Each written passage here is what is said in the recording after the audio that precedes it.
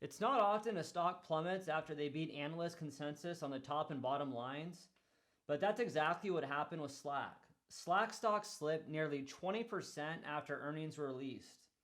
Along with Zoom, Slack is one of the biggest benefactors of the work at home shift, and Slack's results were disappointing to investors who thought Slack would have a huge quarter like Zoom.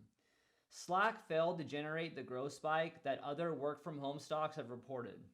Slack may not have had a blowout quarter, but I was encouraged from what I heard on the conference call, and my bullish long-term story for Slack hasn't changed.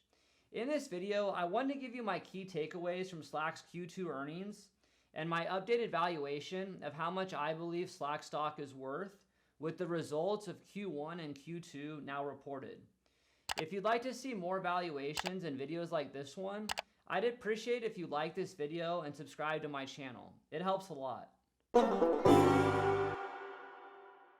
In my first Slack stock analysis, my intrinsic value for Slack was $23.87 using numbers from Slack's most recent 10K and my long-term story for Slack. If you'd like to see how I came up with my intrinsic value in more detail, I've included a link in the description below so you can watch my first video on Slack.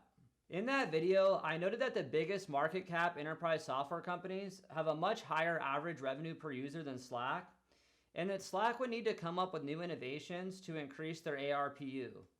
Then soon after, they released Slack Connect to the public. From the sounds of what I heard on Slack's earnings call, it could be the innovation Slack needed to drive faster adoption to Slack and increase their ARPU.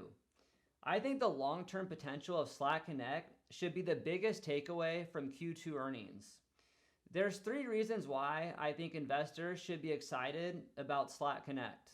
The first reason is that Slack Connect can replace email in the same way Slack replaces email internally for companies. Before Slack Connect, you could only communicate with people inside of your company on Slack. Slack Connect allows you to communicate with people in other organizations outside of your company as well. On the earnings call, Slack CEO Stuart Butterfield said that network effects are driving Slack Connect's growth, with people who use Slack at one company coming to a new company and advocating to use Slack over email. The numbers back it up, as Slack ended the quarter with more than 380,000 connected endpoints, up more than 200% year over year, and more than 52,000 paid customers use Connect, up 160% year over year.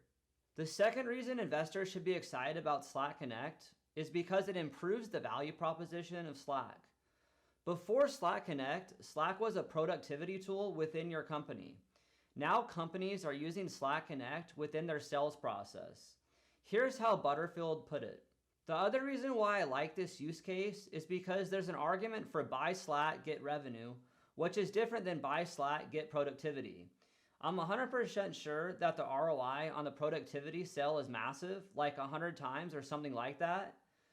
But of course, that's always a harder sell to make, whereas buy our product, get revenue is a lot easier. The third reason why I think Slack Connect is exciting for investors is because it's already impacting Slack's financial results. Slack Connect has been a significant driver of new paid customer acquisition, with 1,000 new paid customers out of the 8,000 total paid customers added in the quarter. Slack has historically had 2 funnels for their business, the self-service funnel and the direct sales funnel. With Slack Connect, a third funnel is now emerging. In my valuation, I connected my same long-term story I laid out in my previous video on Slack to the updated Q1 and Q2 earnings results for Slack. After inputting the numbers on my 10-year discounted cash flow spreadsheet, my intrinsic value for Slack today is $26.48 per share. This includes my estimates of Slack earning $11.25 billion in revenue in 2029 with a 25% operating margin. Overall, I'm happy to see paid customer additions are still growing fast, and Slack Connect seems like the new innovation that can lead to faster growth and an increasing average revenue per user. I know traders were disappointed that Slack didn't have a huge quarter, and that's why Slack's stock price dropped so dramatically. But the long-term story is still intact for investors who want to buy and hold Slack stock. This is why I believe Slack is a great long-term investment opportunity. If you enjoyed this video, I'd appreciate if you like this video and subscribe to my channel. Thanks for watching.